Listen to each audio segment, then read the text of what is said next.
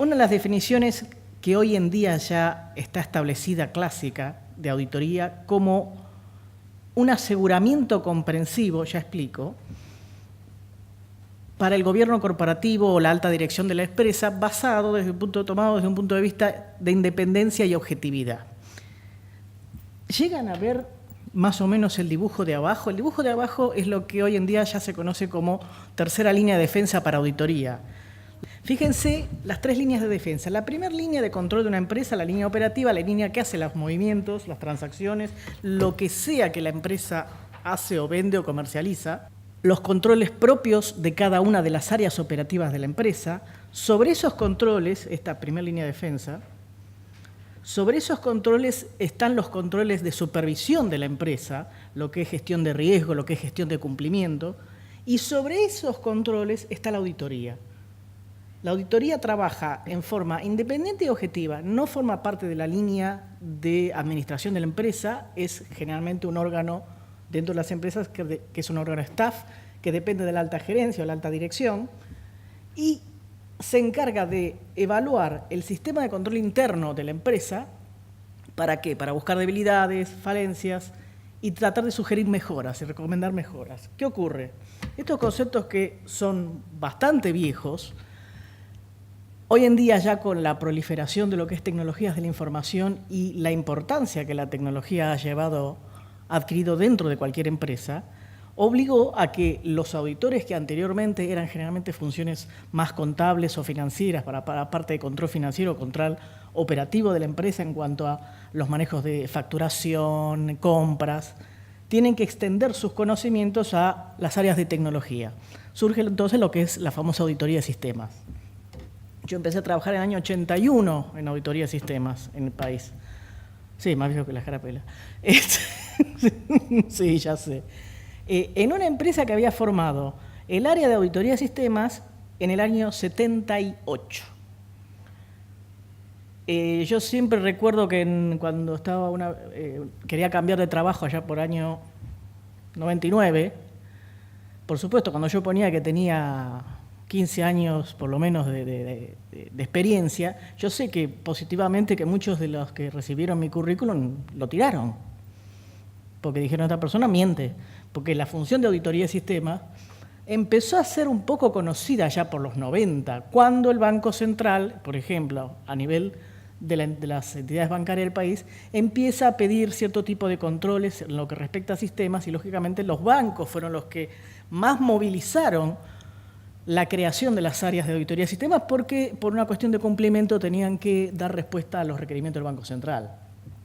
Pero antes de eso, yo tenía que decir, ¿de qué trabajas? De auditoría de sistemas. ¿Y eso qué es? Ah, bueno. Entonces tenía que hacer toda la explicación. Hoy en día ya es bastante reconocido que el auditor de sistema en realidad no es un inspector, no es un bombero para apagar fuegos, tampoco es un policía, aunque muchas veces hacemos esas funciones. Y larga data se solía recurrir mucho a las áreas de auditoría de sistemas para, por ejemplo, detectar desvíos que, si no rayaban con el fraude, estaban muy cerca de esas situaciones. Y eso es lo que yo les voy a traer acá, dos oportunidades en las que tuve para rastrear dos grandes defraudaciones importantes, una desde un punto de vista de seguros y otro desde un punto de vista bancario. Los dos casos que yo les voy a contar son verídicos, las cifras son genuinas, cambié nombres y direcciones y algunos otros datos que omití adrede, porque encima no sé el día de hoy si las personas involucradas en estas maniobras todavía pueden haber quedado libres. La función nuestra llegó hasta el punto de informar todo lo que se detectó a través de las búsquedas dentro de los sistemas de información de la empresa, ¿no? Y esa información se aportó para los juicios, ¿sí? Si hay alguna pregunta, a mí me gusta que me interrumpan, así que prefiero en el momento responder la duda que les surge. Vamos a ver primero un caso de siniestros. Múltiples siniestros que tenían algún factor en común, alguna cuestión que los unía. Me traen un nombre, unos datos de un vehículo asegurado en el año 1994. Por eso les digo, son casos viejos, ¿no? Bonnie Parker, con un Renault 6, modelo 79, que vivía en Moreno 1550, primer piso D. Saben dónde es Moreno 1550, ¿no? Este auto, a su vez, antes había estado asegurado por una persona, Lex Luthor, que tenía hoy en día, al momento que yo estoy haciendo la investigación, un Renault 21, modelo 90, asegurado por 19.000 y pico de pesos. Tuvo un siniestro de 9.300 pesos que se pagó a Daniel Scarface. Ustedes saben lo que es un reclamo de tercero. Es decir, una persona choca a otra y el tercero, bueno, viene a la compañía de seguro, hace un reclamo y se le paga a esa persona. Con el tipo de reclamo de tercero existe el famoso préstamo de póliza, se llama desde el punto de vista de la compañía aseguradora, donde dos personas se ponen de acuerdo y uno le dice al otro, bueno, che, vos chocás así, asá, vos sos el tercero, vos vas a reclamar y cobrás, porque mi compañía, yo tengo un seguro de todo riesgo, con franquicia, tal y te va a pagar. Se ponen de acuerdo para hacer un fraude hacia la compañía de seguro. Por eso es importante, cuando uno estudia todos los temas de siniestros, quién es el siniestrado, quiénes son los involucrados, qué testigos hay. Toda esta información que está tomada de las bases de datos donde estaban registrados los siniestros, ¿sí? Este Daniel Scarface cobró este siniestro. Hay otro Carlos Scarface, o sea, surge aparentemente que podría haber un cierto parentesco, que también tiene un auto que tuvo 10 siniestros por 3.500 pesos. Probablemente haya alguna relación. ¿Qué pasa? Llegamos hasta ahí, hay otros datos más, pero era poca información la que teníamos, y no lográbamos salir de ese punto, de esos nombres y apellidos, de esos vehículos. No teníamos ideas de dónde poder seguir buscando. Les dije antes que Daniel Scarface, que cobró un seguro, vivía en Balcarce 55, no quise poner 50, medio no sé qué.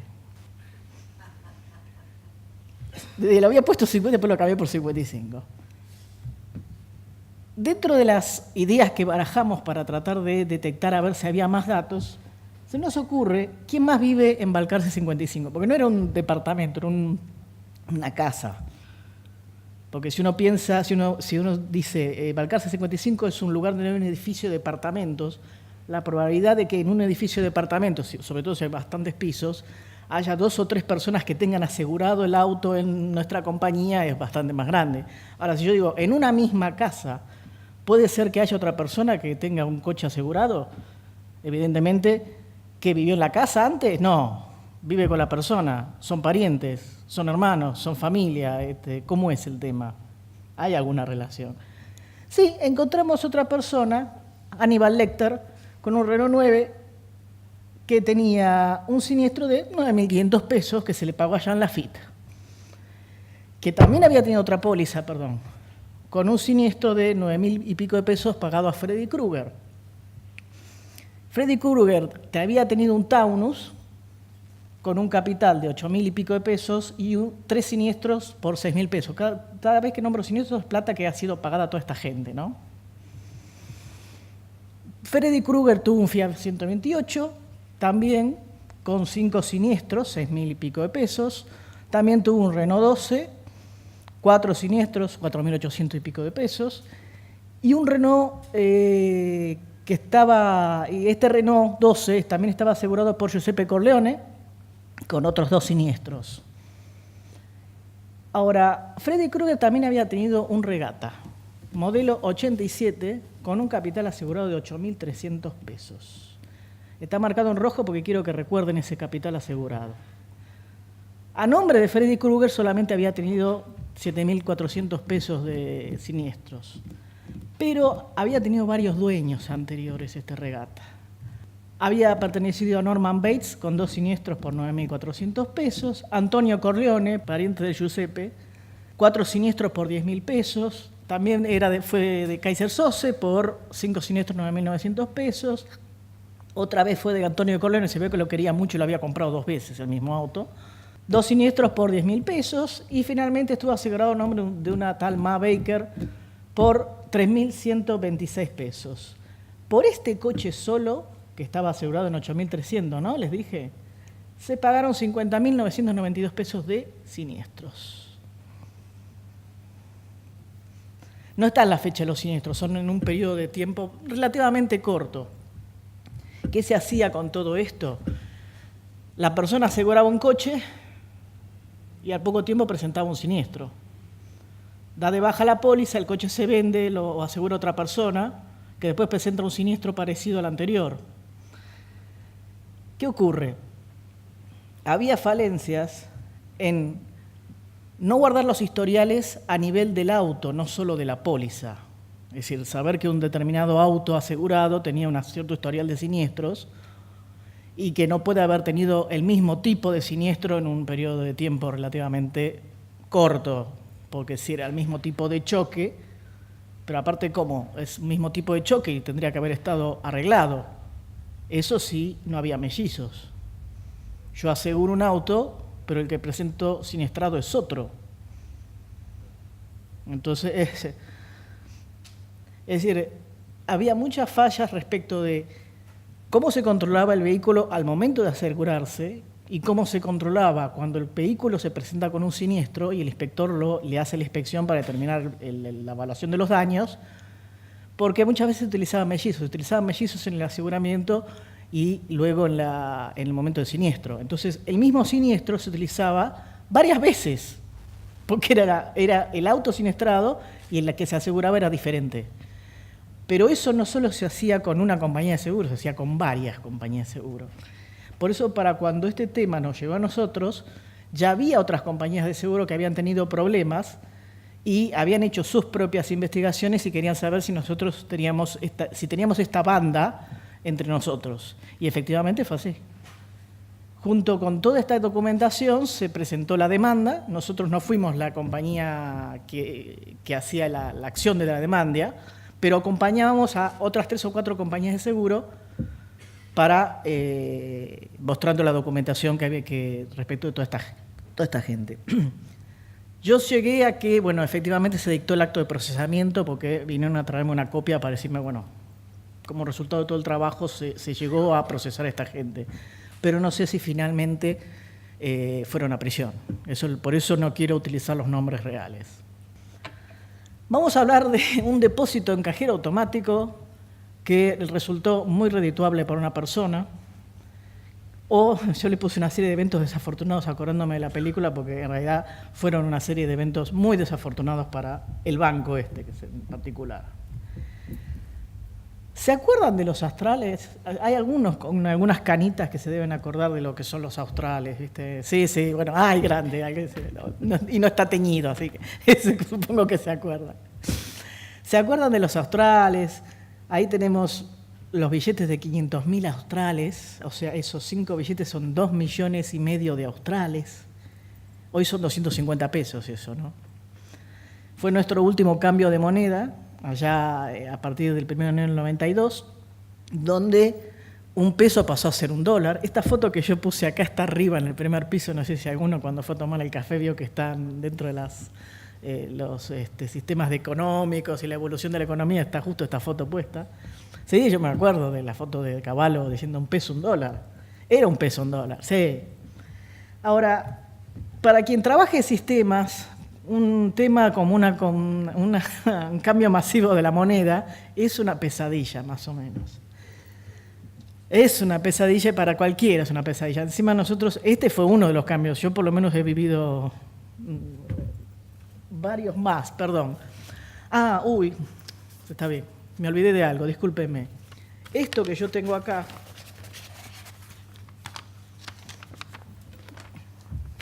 no le saquen foto.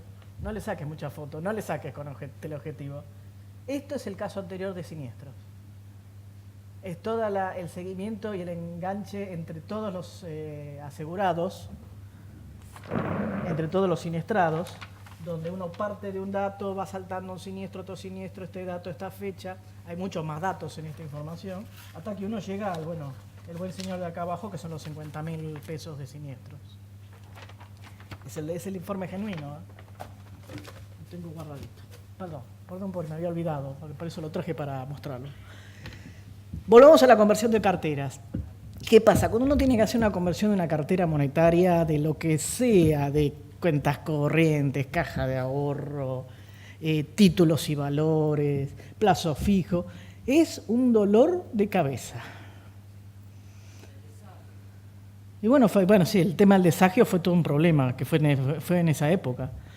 ¿Cuánta gente quedó con el tendal con el bendito desagio? Porque con el desagio, para la gente que es joven, que no sabe lo que era el desagio en su momento, lo que uno tenía depositado, por ejemplo, en plazos fijos, en una serie de operaciones, quedaba congelado y uno lo cobraba recién un tiempo después con una quita, ese bendito desagio, con lo cual mucha gente perdió un montón de dinero en ese momento. Bien, cuando uno tiene que hacer conversión de cartera en un sistema que es un sistema vivo, un sistema bancario, como se suele decir en el rubro, todos los días tiene que estar pipí cucú, los saldos tienen que conformarse todos los días, porque todos los días yo estoy operando con el banco, tengo que atender a los clientes, hoy en día más todavía por todos los home banking que tenemos. Y entonces hacer la conversión hay que tener cuidado, hay que prever todos los movimientos que ingresan en el sistema en particular que tratemos de convertir. ¿Qué pasa con los movimientos, por ejemplo, cuando son a fecha valor? Es decir, hay un reclamo de un cliente por un movimiento que ocurrió el 15 de diciembre del 91, pero en ese momento es en australes. Entonces yo tengo que tener el sistema preparado para poder tomar una operación cuando ya no hay más australes, pero para referirla a australes.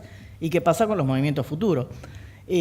Típico, común, bastante común, la renovación de plazos fijos, que se equivocaban en el importe, porque lógicamente el plazo fijo, si se emitía antes del 31 de diciembre, eran australes.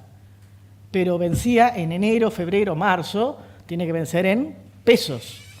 Entonces, era relativamente común las equivocaciones en que lo renovaban en australes, pero resulta que vencían, le habían dejado el importe en australes, con los 4 ceros de más.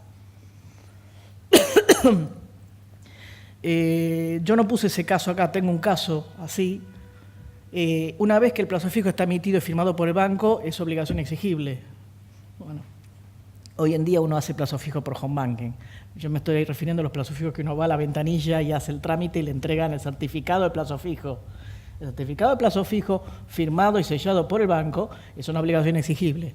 Si lo emitieron por 2 millones de pesos de australes y quedó como 2 millones, es 2 millones de pesos. Yo lo cobro y voy al banco y me tiene obligación de pagármelo.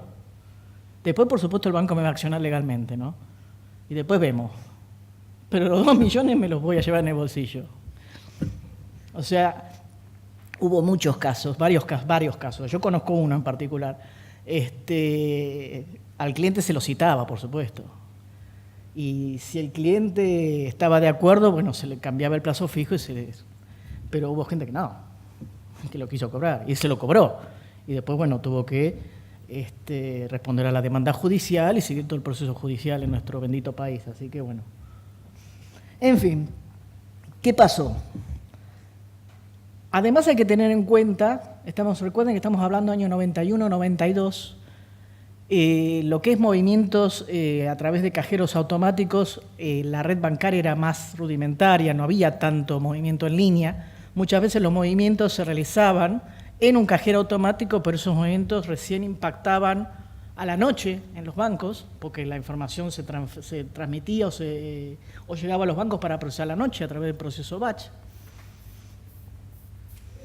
Y la gente del área de análisis tuvo la ocurrencia de hacer la conversión completa de todo el sistema antes del 31 de diciembre. Lo hizo un día antes y tenía todo ya convertido, preparado, listo. Estaba todo convertido. Esa semana de 1991-92, el fin de semana, llegan a ver, ¿no es cierto? Sí. Fíjense que el 31, en general, no se trabaja, es feriado bancario, pero los bancos trabajan a puerta cerrada, pero no hay atención a los clientes. O sea que en realidad el último día hábil del año fue el día 30, ¿sí? O sea, 31 feriado, primero feriado, recién la operatoria bancaria arranca 2 de enero, último día hábil antes de procesar, 30 de diciembre, perdón. ¿Qué le pasó a este buen señor John Doe? Solía cobrar alguna especie de dinero cada tanto, alquileres, parecía quizás alquileres. Se dirigía a un cajero automático y a través de, no había Banelco, había Link, pero también a través de los cajeros automáticos uno puede operar con tarjeta de crédito. Carta Franca tenía una operatoria que permitía al cliente trabajar sobre una caja de ahorro asociada a la tarjeta de crédito. Uno operaba a través del cajero automático no era una cuenta de débito estándar como estamos acostumbrados hoy en día con una Banelco o con una Link. Una vieja operatoria que tenía Carta Franca. Y él fue a un cajero y depositó plata. ¿Cuántos de acá van a depositar plata en un cajero automático? 1, 2. Generalmente, el resto generalmente va y saca plata, no deposita, ¿no? Bien. O sea, digamos, no es la operatoria más común justamente hacer un depósito. Este buen hombre fue el 30 de diciembre y depositó 2,5 millones de australes, o sea, 250 pesos. Pero eran 2,5 millones de australes. ¿Qué pasa? Esos puestos de atención bancaria, como yo les dije antes, rendían los movimientos en forma batch. Había dos momentos de rendición. Estaban los puntos de atención bancaria PAB, voy a decir PAB a partir de ahora.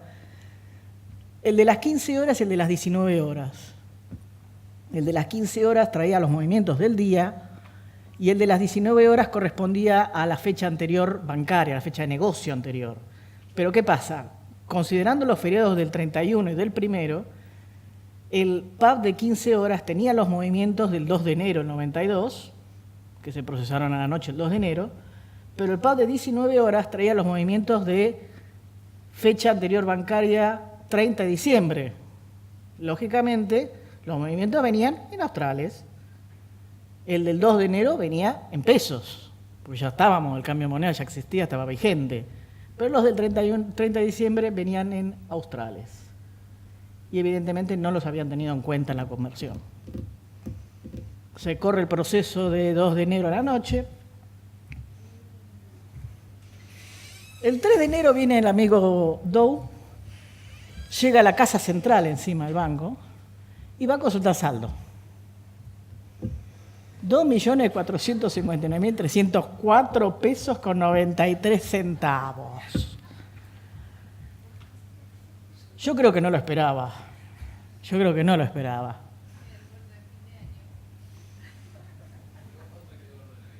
¿Cómo? Sí, gordo Navidad, ojalá, ¿viste? No. No lo esperaba.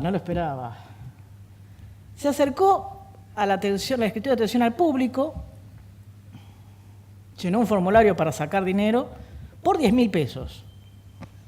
Cifra que jamás en la vida podría haber tenido con los movimientos de saldo que tenía este hombre en la cuenta, ¿no? El cajero lo llamó, fue a la ventanilla, el cajero le hace la operación para debitar los fondos. La operación pasa perfecto, 2.410.000. No sabemos por qué, pero la operación después es anulada, como si la persona se hubiera arrepentido y hubiera cancelado todo. Quizás a alguno de ustedes alguna vez le pasó de ir a hacer una operación bancaria y en la mitad de la operación, me olvidé la leche en el fuego, lo que sea, y tuve que salir corriendo y canceló todo. Una cosa curiosa, por supuesto que esto lo encontramos nosotros desde el análisis de la información de movimientos de las transacciones diarias, porque es una operación que en realidad no generó, porque como fue anulada, no generó impacto en el saldo ni nada, pero cuando uno rastrea la historia y busca todos los movimientos, encuentra que en tal fecha vino alguien, hizo una operación y después la anuló. Fue raro. Estamos hablando del 3 de enero del 92. El 13 de enero, 10 días después, se fue a una sucursal del señor Doe y hizo una extracción de 5.250 pesos y tal vez se llevó la plata. Y el 5 de febrero se presentó en la Casa Central y retiró su cuenta 2.100.000 pesos. Claro, el tema es el siguiente. 2.100.000 pesos, son 2.100.000 dólares, en ese momento era. Es una cifra bastante importante y para abonarle ese dinero a un cliente hay que ir al Tesoro General del banco, es decir, no es cambio chico. Por lo tanto, había que requerir una autorización especial porque mover ese dinero... Sí. Pero ¿qué pasó? Este señor se presentó a la sucursal, en realidad fue a la Casa Central, se presentó acompañado de otra persona y se presentó como un fuerte operador inmobiliario que concurría al banco con su contador a hacer un movimiento de fondos importante, pero no se iba a llevar el dinero. Hizo 3 plazos fijos a 30, 45, 60 días de 700.000 pesos, dólares, cada uno. ¿Sí? Por eso yo le puse de título astucia o no sé, porque eso evitó que la sucursal hiciera más controles, porque en realidad no hubo necesidad de entregarle el efectivo al señor. El dinero quedó en casa, como quien dice. Es decir, la plata salió de la cuenta de ahorro y se hicieron 3 plazos fijos. ¿Sí? El 24 de marzo se llevó 200.000 pesos de la cuenta y el 26 de marzo se presentó y cerró la caja de ahorro.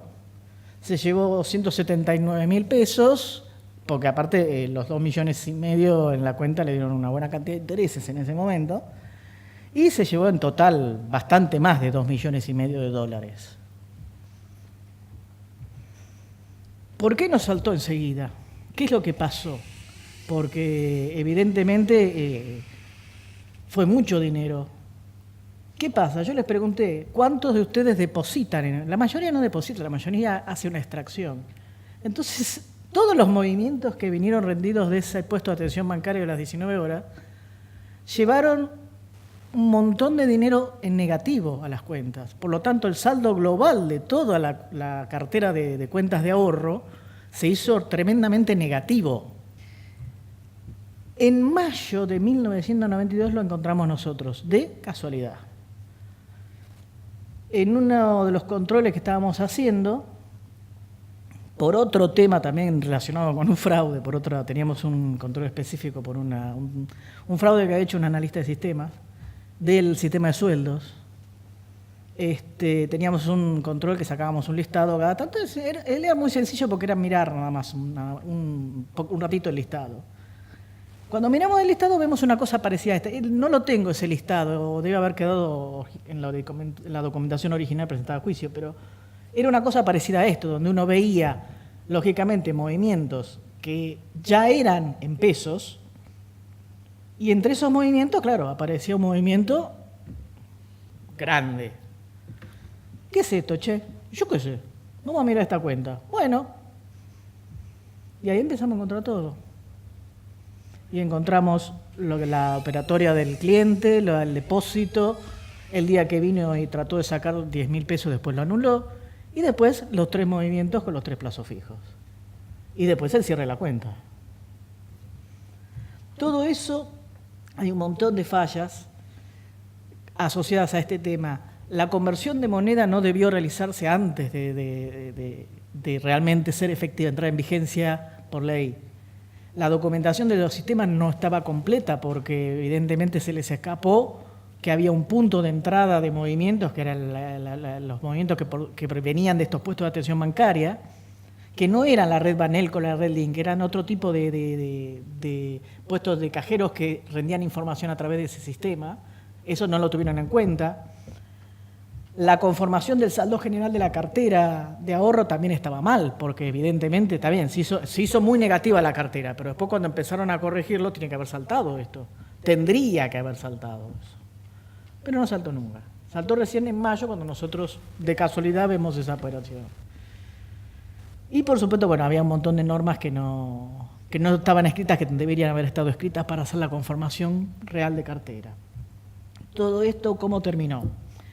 La documentación se presentó al juzgado de Cervinia y Cubría, desde aquella época, estaba hablando de 92, la señora tiene sus años en la justicia, Yo incluso fui a declarar, así que se ganó, el juicio lo ganaron. El banco ganó el juicio, pero no se recuperó un centavo porque este señor Dow se declaró insolvente. Esto, pregúntenle a los abogados, yo no entiendo, para mí tendría que haber habido algo, pero bueno, no se recuperó nada. Se declaró insolvente y el dinero, chau chis, se fue. Bien, espero que se hayan divertido.